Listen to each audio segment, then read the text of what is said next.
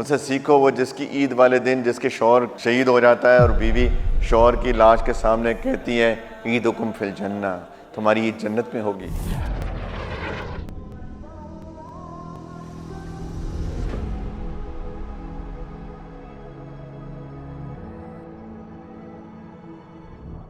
جی اور کوئی بات بچہ، اور کوئی سوال؟ جی بیٹے، مومن کون ہوتے ہیں؟ اصل میں آپ کا سوال یہ ہے کہ ایک مسلم اور مومن میں کیا فرق ہے؟ آئی تھنک سو، ایک ہے میں مسلمان ہوں اور قرآن کہتا ہے کہ یہ مومنین ہے، تو ان میں کیا فرق ہے؟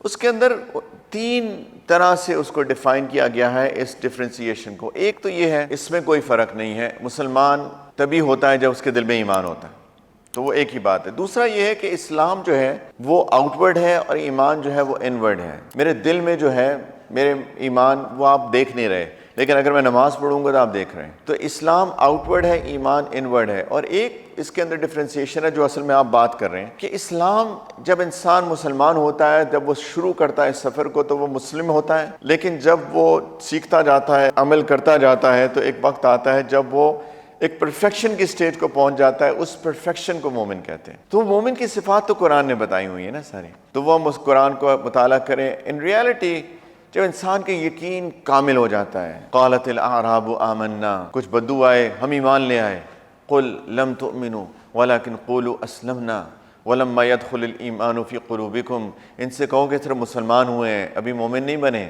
ابھی ایمان تمہارے دلوں میں داخل نہیں ہوا۔ وہ یقین کی کیفیت، جب یقین آ جاتا ہے نا بچوں، تو انسان دنیا اوپر سے نیچے ہو جائے، دائیں سے بائیں ہو جائے، انسان کھڑا ہے وہیں پہ۔ تو ایک مومن اس تھرڈ ڈیفینیشن کے مطابق مومن کے اندر یقین ہوتا ہے، یقین محکم۔ دیکھنا ہے نا مثالیں، جاؤ غزہ میں دیکھو، عجیب لوگ ہیں یار، عجیب لوگ ہیں۔ 2 سال ہو گئے ہیں، بوم پھٹ رہے ہیں، آج بھی اللہ اکبر کا نعرہ لگاتے ہیں۔ کوئی شکایت نہیں ہے اللہ سے کہ اللہ 2 سال ہو گئے، ہم تو آپ سے مانگ مانگ کے تھک گئے کہ اللہ ختم کر دیں، کیوں نہیں ختم ہو رہا؟ آج بھی کہتے ہیں اللہ اکبر۔ یقین دیکھنا ہو تو ان سے سیکھو، ان سے سیکھو وہ جس کی عید والے دن جس کے شوہر شہید ہو جاتا ہے اور بیوی شوہر کی لاش کے سامنے کہتی ہے عیدکم فی الجنہ، تمہاری عید جنت میں ہوگی، اور ہم عنقریب دوبارہ ملاقات کریں گے۔ یہ ہوتا ہے یقین۔ یہ جو آخری سٹیج ہے جب یقین کامل ہو جاتا ہے، جب انسان نہیں ہلتا، پھر کسی آخرت پہ کمپرومائز نہیں ہوتا اس کا۔ پھر وہ نانی کیا کہے گی اور دادی کیا کہے گی وہ نہیں سوچتا، دین ہے کہ نہیں، اسلام اللہ کا حکم ہے کہ نہیں۔ اگر اللہ کا حکم نہیں ہے تو سوری دادی جان،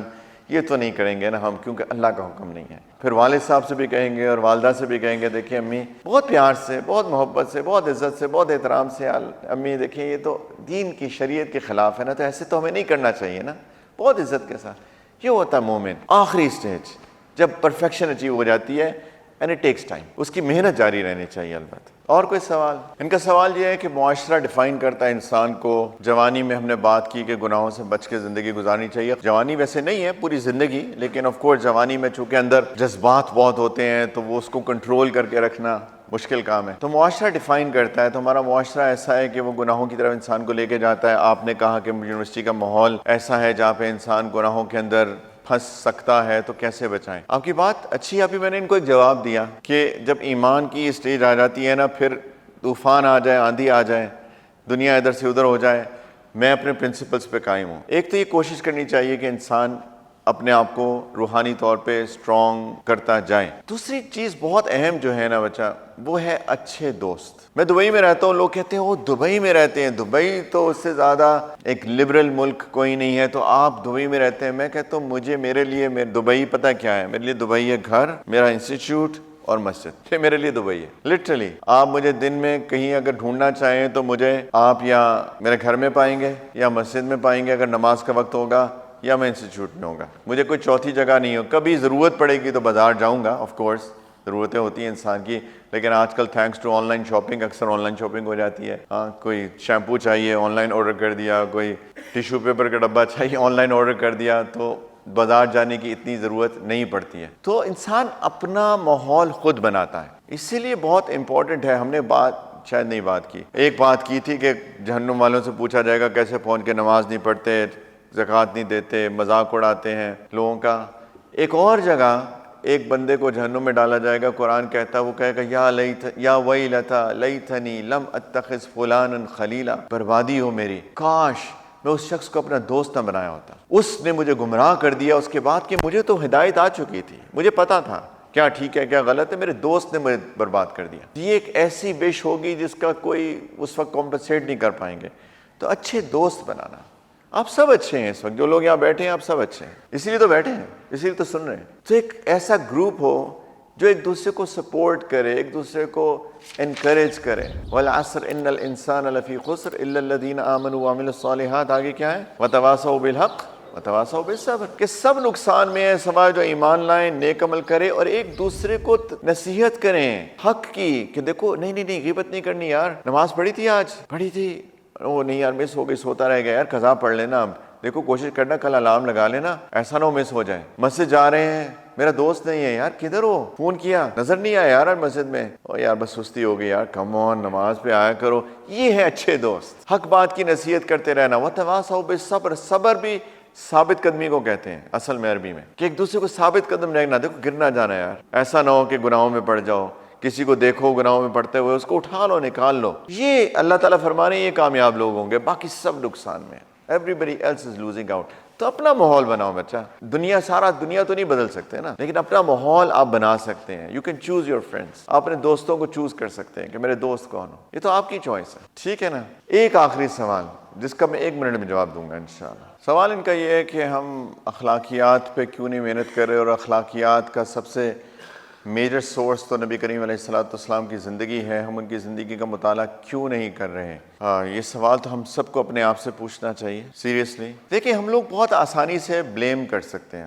یونیورسٹی میں سبجیکٹ ہی نہیں ہے، ہمیں اسلامک اسٹڈیز میں سیرت جیسے پڑھائی گئی، آنیسٹلی میں اس کو سیرت نہیں سمجھتا، میں اس کو ہسٹری کا سبجیکٹ سمجھتا ہوں. کیونکہ پڑھایا کے جاتا ہے 2 ہجری میں بدر ہوئی، 3 ہجری میں احد ہوئی، 5 ہجری میں خندق ہوئی، اس ہجری میں حدیبیہ ہوئی، رائٹ. یہ کون سی سیرت ہے؟ تو سیرت نہیں پڑھائی جا رہی، اسکولوں میں نہیں پڑھائی جا رہی، یونیورسٹیز میں نہیں پڑھائی جا رہی. تو یہ تو بڑا آسان ہے بلیم کر دینا. جب ہم ایڈمنسٹریشن سے بات کرتے ہیں تو ہم ان کو ترغیب دیتے ہیں کہ دیکھیں آپ اس چیز کو کریں. ماشاءاللہ آج کا جو انہوں نے سر نے ارینج کروایا، یہ ان کی سوچ ہے نا. میں تو بہت اپریشیٹ کرتا ہوں ماشاءاللہ کہ اسٹاف کو، جس طرح میں نے کہا اس دن ورک شاپ پہ آیا، واز ریئلی ٹچڈ آنیسٹلی. میں وداؤٹ ایگزیجریٹنگ ان کے سامنے میں کہہ رہا ہوں، لیکن آئی ریئلی اپریشیٹڈ کہ بینگ ٹیچرز آپ سیکھنا چاہتے ہیں. میں نے شروع میں بھی بات کی تھی. تو یہ آپ اللہ کا شکر ہے کہ آپ کے ٹیچرز کے اندر یہ سوچ ہے، لیکن ہر ایک میں یہ سوچ نہیں ہے. لیکن یہ ایک ون آف ہے، اس کو پورا ایک ترتیب سے لے کر کیسے چل سکے،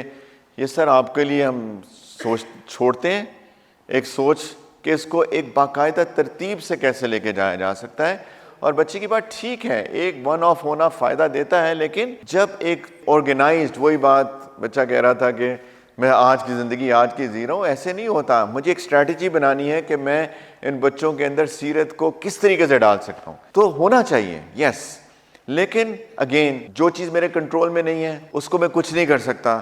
جو چیز میرے کنٹرول میں ہے وہ میری اپنی ذات. تو میں نے بات کی، قرآن کا سب کو پڑھیں اور سب سیرت کا مطالعہ کریں. یہ میں بات کہہ چکا ہوں نا. تو ہر بندہ انڈیویجولی پلیز اس کا مطالعہ کرے، تو کم از کم اپنے لیول پہ کریں. لیکن آپ کی بات اچھی ہے، ہم بھول اس لیے گئے کیونکہ ہم نے اس کو پرائرٹائز نہیں کیا. یہ ہماری پرابلم ہے. پیسہ پیسہ، یونیورسٹیز پیسہ بنانے کی مشین بن گئی ہیں یار، یونیورسٹیز بزنس بن گئی ہیں. It is such an unfortunate thing.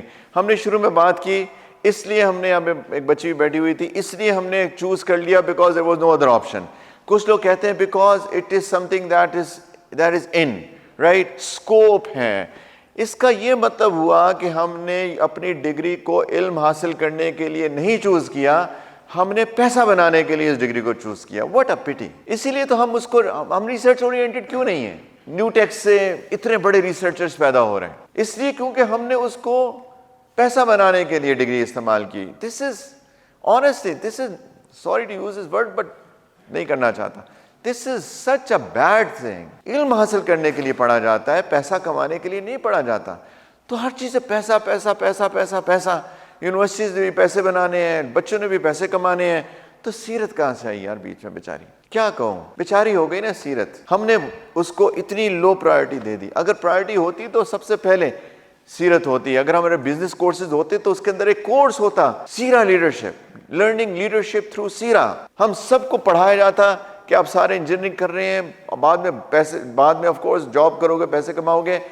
Ethical, کس طرح سے ایتھیکل بزنسز، یہ ہماری کریکولم کا حصہ ہونا چاہیے، HEC کو انفورس کرنا چاہیے یہ بات، لیکن اگر نہیں کر رہے تو یہ ہماری بہت ساری پستیوں میں سے ایک پستی ہے۔ بحیثیت مسلمان تو ہم کو کرنا چاہیے تھا نا، لیکن چلو ہمارے کنٹرول میں نہیں ہے، ہم انشاءاللہ ترغیب دے سکتے ہیں، لیکن پرسنل لیول پہ تو کریں گے نا انشاءاللہ۔ ٹھیک ہے بچوں، تھینک یو ویری مچ، جزاکم اللہ خیرا، وآخر دعوانا ان الحمدللہ رب العالمین، السلام علیکم ورحمۃ اللہ۔